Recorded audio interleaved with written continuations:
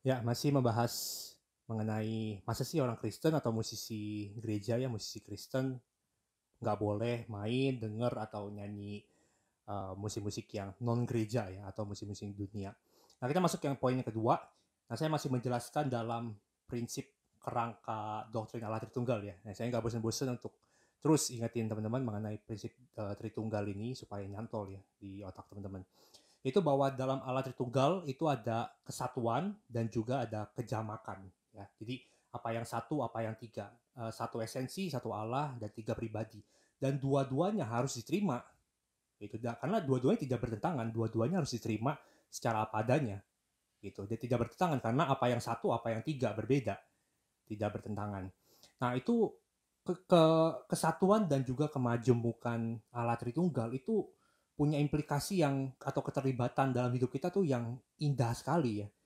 Indah sekali dalam kehidupan kita. Misalnya contohnya dalam kita bangsa Indonesia itu kita berbeda bahasa, kita berbeda suku, kita berbeda agama, tapi tetap bisa hidup bersama, hidup dalam kesatuan. Kita berjuang bersama-sama kan sebagai satu bangsa Indonesia gitu. Jadi itu indah sekali, ada kesatuan tapi juga ada kejamakan dan dua-duanya harus diterima. Kita nggak bisa pergi ke ekstrim salah satu ya, hanya kesatuannya saja dan tidak menghiraukan kemajemukan, atau sebaliknya cuma kemajemukannya aja tapi nggak kesatuan. Itu malah jadi kacau. Misalnya negara cuma boleh berapa agama, ya itu cuma satu, negara Kristen atau negara Islam atau negara Buddhis gitu. Sukunya cuma boleh apa aja, oh cuma boleh orang Jawa, selain orang Jawa harus migrat ke luar negeri, kan nggak gitu kan. Nah, kita tidak menganggap seperti itu. Justru ada kejamakan, ada kesatuan, itu indah. Nah, sama juga dalam kehidupan kekristenan kita, dalam kehidupan gereja kita, bahwa sebagai orang Kristen kita menerima adanya kesatuan, ada kejamakan juga, gitu. Tapi perlu di-note ya, saya perlu garis bawahi, ada hal-hal yang memang secara prinsip atau ajaran major ya, yang prinsip, doktrin yang prinsip itu nggak boleh diganggu gugat, hanya ada kesatuan gitu. Ini semua juga ini kok semua dipakai di agama manapun, dalam sistem apapun ada hal-hal yang cuma satu dan nggak boleh diganggu gugat. Misalnya mengenai Yesus Kristus adalah jalan keselamatan satu-satunya gitu.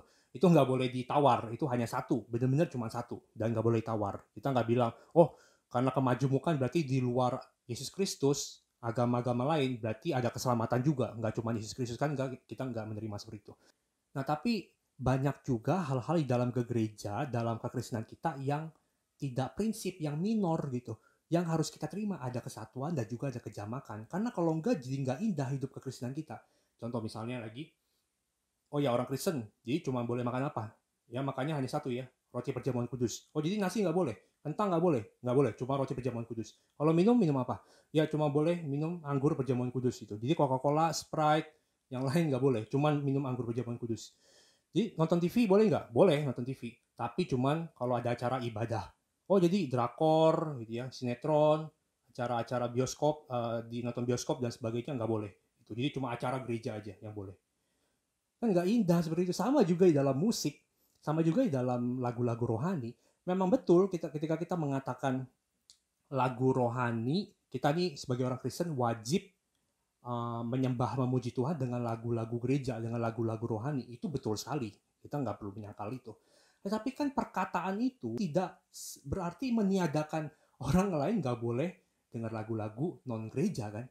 Tidak, karena tidak bertentangan gitu loh, tidak bertentangan gitu. Kecuali memang ada lagu-lagu ya atau band-band musik-musik yang memang isinya bertentangan gitu, melawan Kristus ya, melawan Allah, ada penyembahan berhalanya, ada menuju ke pornografi dan sebagainya, itu memang ada. Ya kita itu isinya kan bertentangan, ya jelas saja kita tidak boleh gitu. Misalnya seperti lagu-lagu dari Lady Gaga ya, juga ada beberapa yang videonya mengarah ke pornografi dan juga ada penyembahan setannya gitu.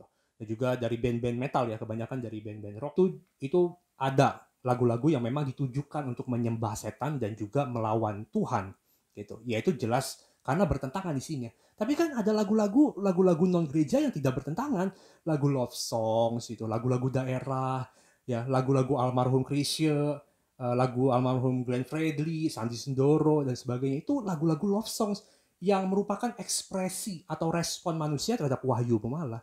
Itu kan tidak bertentangan dengan kekristenan, tidak bertentangan dengan firman Tuhan. Jadi kenapa dibentrokin gitu? Sama contohnya misalnya saya bilang ya, ketika saya mengatakan seperti ini, misalnya ini mikrofon saya ini merek Fantech Leviosa ya. Misalnya nih ya, saya nggak di-endorse ya, tapi saya mengatakan gini, ini mikrofon paling bagus. Nah, kalimat itu kan tidak berarti saya nggak boleh beli mikrofon merek lain. Nggak boleh beli mikrofon merek Tavware, merek Tav Studio, atau merek Soundtek, atau Audio Technica. Kan nggak berarti gitu kan. Saya mengatakan handphone yang paling bagus adalah handphone Samsung. Kan kalimat itu tidak berarti saya nggak boleh beli handphone merek lain kan. Nggak boleh beli merek Vivo, Xiaomi, dan sebagainya. Enggak.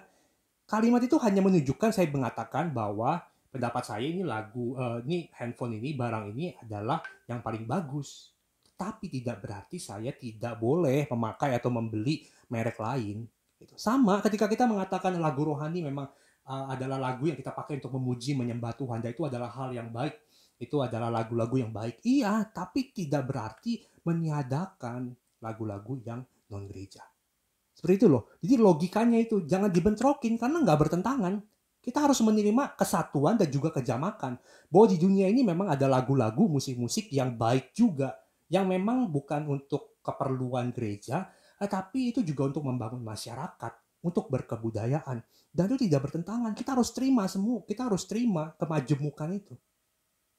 Seperti itu loh. Ya. Jadi hal-hal yang tidak bertentangan, tidak kontradiksi, kita bisa terima. Ya, contohnya salah satunya adalah mengenai musik-musik yang non gerejawi. Ya itu aja. Masih banyak poin-poinnya, tenang aja. Masih banyak poin yang kita akan bahas.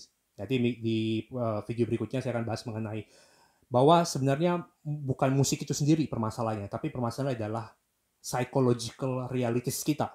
Itu yang udah jatuh dalam dosa, yang mengambil bentuknya. Dalam musik, bisa dalam uang, bisa dalam bisnis, pekerjaan, apapun. Gitu, mengambil bentuknya untuk memanifestasikan dosa dari dalam diri kita. Gitu. Tapi di poin 1, video 1 dan 2 ini coba direnungin dulu, coba dicerna dulu. Semoga kita punya pemahaman yang lebih baik ya. Oke, see you.